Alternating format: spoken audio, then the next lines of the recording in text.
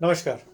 सूर्य का राशि परिवर्तन on 15th of December 2020 sun is moving to Sagittarius sign. सूर्य धनु राशि में जा रहे हैं। सूर्य के इस ट्रांजिट का 12 चंद्र राशियों के ऊपर क्या प्रभाव पड़ेगा, हम इसके बारे में बात करेंगे और साथ ही में ये जानेंगे कि एक राशि से गुजरते हुए एक प्लैनेट के लिए स्थिति किस प्रकार बदलती है, वो क्या रीजंस हैं जिसकी वजह से कोई प्लैनेट बेनिफिक या मैलेफिक रिजल्ट्स देता है। ट्रांजिटिंग प्लैनेट के रिजल्ट्स किस प्रकार होंगे, वो बेनिफिक होंगे या मैलेफिक होंगे, वो स्ट्रांगली बेनिफिक होंगे या स्ट्रांगली मैलेफिक होंगे, ये सब एनालाइज किया जाता है प्लैनेट के, ट्रांजिटिंग प्लैनेट के और जिस राशि में वो ट्रांजिट कर रहा है उन दोनों के आपस के संबंध के आधार पर। उस राशि के स्वामी के साथ ट्रांजिटिंग प्लैनेट के कैसे संबंध है इसके आधार पर। और अगर हम और भी ज्यादा डिटेल में जाकर के देखें तो हर राशि में 3 नक्षत्र होते हैं, तो ट्रांजिटिंग प्लैनेट के इन 3 नक्षत्रों के साथ कैसे संबंध है, इन नक्षत्रों के स्वामी के साथ कैसे संबंध है। किसी भी प्लैनेट की एक्चुअल स्ट्रेंथ को अगर एसेस करना है तो उसे नवमांश में देखना जरूरी है कि नवमांश में उसकी क्या पोजीशन है। जन्म कुंडली में अगर कोई प्लैनेट एग्जॉल्टेड है, वो उच्च का है, लेकिन नवमांश में अगर वो प्लैनेट नीच का हो गया तो उसके रिजल्ट्स स्ट्रांगली नहीं मिलते, वो प्लैनेट वीक हो जाता है और यहां तक कि वो मैलेफिक रिजल्ट्स भी देख सकता है। इन सब चीजों को एसेस किया जाता है नवमांश में किसी भी प्लैनेट की पोजीशन के आधार पे। तो इवन ट्रांजिट के अंदर प्लैनेट की नवमांश में कैसी स्थिति है, क्या वो स्ट्रॉन्ग रिजल्ट देगा, क्या वो वीक रिजल्ट देगा, ये सब इन्हीं आधार पे ही चेक किया जाता है। तो हम इसको समझते हैं सन इन सजिटेरियस। पहले हम देखते हैं राशि को। सजिटेरियस यानी कि धनु राशि काल पुरुष कुंडली की 9वीं राशि है। It is the 9th sign of the zodiac, जो भाग्य और धर्म को रिप्रेजेंट करता है। तो सूर्य काल पुरुष कुंडली के भाग्य स्थान पे जा रहा है, तो रिजल्ट्स डेफिनेटली अच्छे होंगे। अब हम देखते हैं सजिटेरियस के लॉर्ड को। सजिटेरियस के लॉर्ड हैं जुपिटर यानी कि बृहस्पति, जो सूर्य के मित्र हैं। तो सूर्य अपने मित्र की राशि में जा रहे हैं, तो ये भी बहुत अच्छी बात है। यहां भी वो रिप्रेजेंट करता है कि उनके रिजल्ट अच्छे ही होंगे। अब हम और डिटेल में अगर जाने तो सजिटेरियस में 3 नक्षत्र हैं, मूल नक्षत्र, पूर्वाषाढ़ा नक्षत्र और उत्तराषाढ़ा नक्षत्र। मूल नक्षत्र के स्वामी हैं केतु, जिनके साथ सूर्य के एनिमिकल संबंध है, यानी कि ये दोनों आपस में दुश्मन ग्रह हैं। पूर्वाषाढ़ा जिसके स्वामी है वीनस यानी कि शुक्र, उनके साथ भी सूर्य के संबंध मैत्री वाले तो नहीं। और तीसरा नक्षत्र उत्तर आषाढ़ा, इसके स्वामी है सूर्य खुद, ये सूर्य का अपना नक्षत्र है। तो इस ट्रांजिट के दौरान सबसे ज्यादा स्ट्रॉन्ग रिजल्ट जो मिलेंगे वो मिलेंगे सूर्य के उत्तर आषाढ़ नक्षत्र में आने पर। नेक्स्ट डिटेल के अंदर जाते हुए अगर हम नवमांश में सूर्य की स्थिति को एनालाइज करें तो धनु राशि का पहला नवमांश जाता है मेष राशि यानी कि एरिस साइन में, दूसरा टॉरस यानी कि वृष राशि में, तीसरा जेमिनाइन यानी कि मिथुन राशि में, चौथा कैंसर यानी कि कर्क राशि, पांचवा लियो यानी कि सिंह राशि, छठा विर्गो यानी कि कन्या राशि, सातवां लिब्रा यानी कि तुला राशि, आठवां स्कॉर्पियो यानी कि वृश्चिक राशि और नौवां सजिटेरियस यानी कि धनु राशि। यहां पे मेष राशि सूर्य की उच्च की राशि है। भले ही हम नवमांश में किसी प्लैनेट को उच्च या नीच का ना माने, लेकिन अगर हम मेष राशि के साथ सूर्य के संबंध को एनालाइज करें तो वो सूर्य की उच्च की राशि है, तो डेफिनेटली अच्छे रिजल्ट्स मिलेंगे। सूर्य यहाँ पे बहुत ही स्ट्रांग कहा जाएगा, यानी कि जो भी वो रिजल्ट दे रहा है वो बहुत ही स्ट्रांगली मिलेंगे। वहीं जब हम 5वीं नवमांश पे आते हैं तो 5वीं नवमांश जा रहा है सिंह राशि यानी कि लियो साइन में, जो सूर्य की अपनी ही राशि है। तो यहां सूर्य अपने ही नवमांश में होगा, तो again it would be very strong. Libra sign 7वें नवमांश को अगर हम देखें तो यहां सूर्य की नीच की राशि है। तो सूर्य नवमांश में अपनी नीच की राशि में जब जाएगा तो उसके रिजल्ट्स उतने स्ट्रांग नहीं मिलेंगे, बल्कि वो कुछ मैलेफिक रिजल्ट दे सकता है। इसी प्रकार हम बाकी के नवमांश यानी कि टॉरस, जो अगेन एक न्यूट्रल नवमांश बन जाता है, जेमिनाइन भी एक न्यूट्रल नवमांश है। इन्हीं आधार के ऊपर प्लैनेट स्ट्रॉन्ग या वीक रिजल्ट देता है। तो यहां कहने का मतलब क्या हुआ कि अगर एक प्लैनेट किसी एक राशि में बैठा हुआ नजर आता है तो वो विभिन्न कुंडलियों के अंदर अगर हम उसको एनालाइज करें तो वो डिफरेंट नवमांश में हो सकता है, वो डिफरेंट नक्षत्र में हो सकता है, तो उसके रिजल्ट हर कुंडली में अलग होंगे। किसी भी प्लैनेट के रिजल्ट को एनालाइज करने के लिए एटलीस्ट इतनी एक्सरसाइज जरूरी है, चाहे वो ट्रांजिटिंग प्लैनेट हो, चाहे वो जन्म कुंडली में बैठा हुआ प्लैनेट हो। अब मान लीजिए कि हमने कुछ सैंपल हॉरोस्कोप लिए जहां सभी का लग्न सेम है, सभी का सूर्य सेजिटेरियस में ही है और बाकी प्लैनेटरी पोजीशंस भी सेम है, तो क्या उन सभी को सूर्य एक जैसा ही रिजल्ट देगा? बिल्कुल नहीं। इसके पीछे वजह क्या है कि वो सूर्य डिफरेंट नक्षत्रों में हो सकता है, वो सूर्य डिफरेंट नवमांश में हो सकता है। एक नक्षत्र के 4 पद या 4 चरण होते हैं।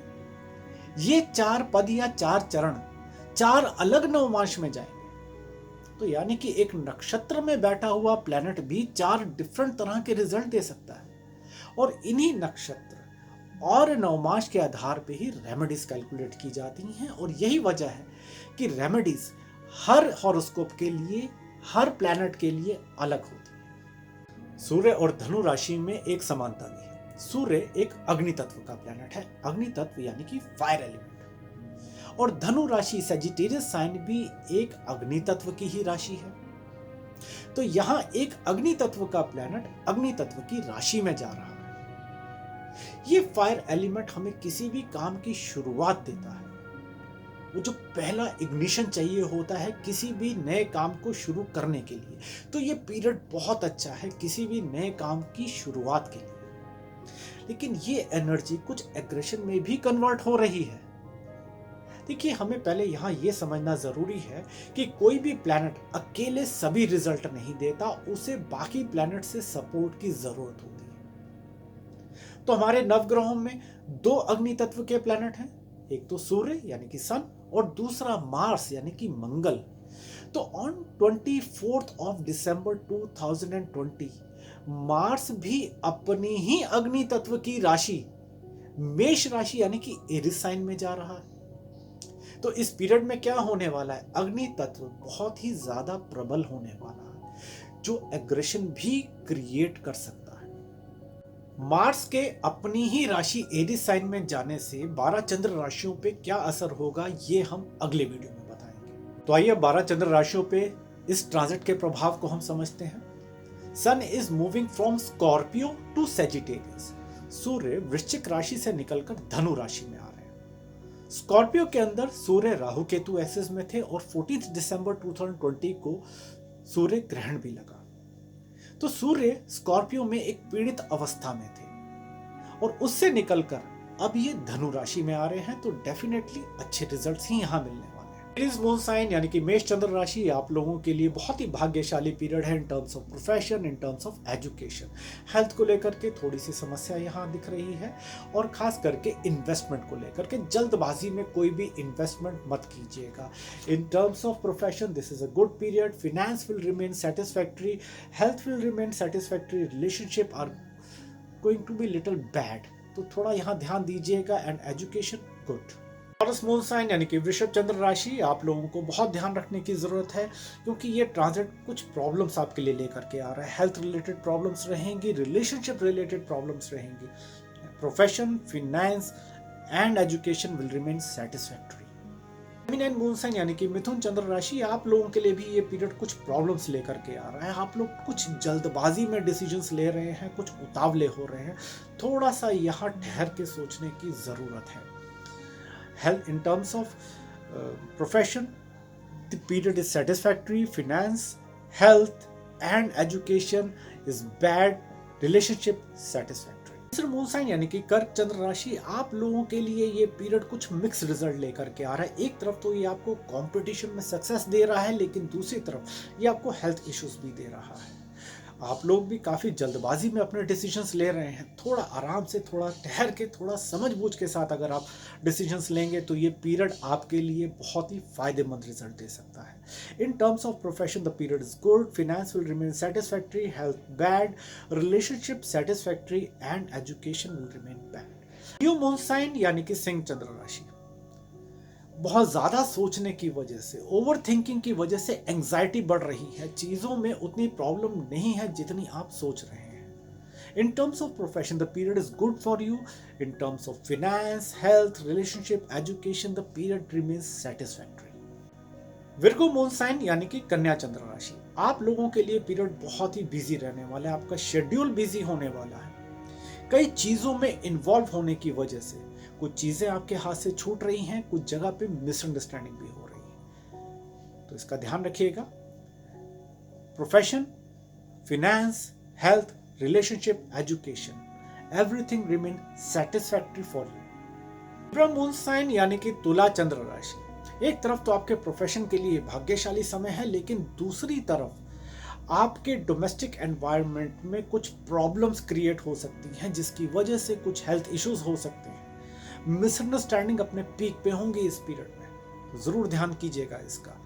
Profession remain good, finance remain satisfactory, health bad, relationship satisfactory and education good. Scorpio moon sign यानी कि वृश्चिक चंद्र राशि, मन में कुछ बेचैनी रहने वाली है, कुछ एंग्जाइटी रहने वाली है, कुछ कंफ्यूजन्स भी होंगी क्योंकि राहु केतु एक्सिस आपकी चंद्र राशि पे है। लेकिन उसके बावजूद ये प्रोफेशन और फिनेंस के लिए भाग्यशाली समय है।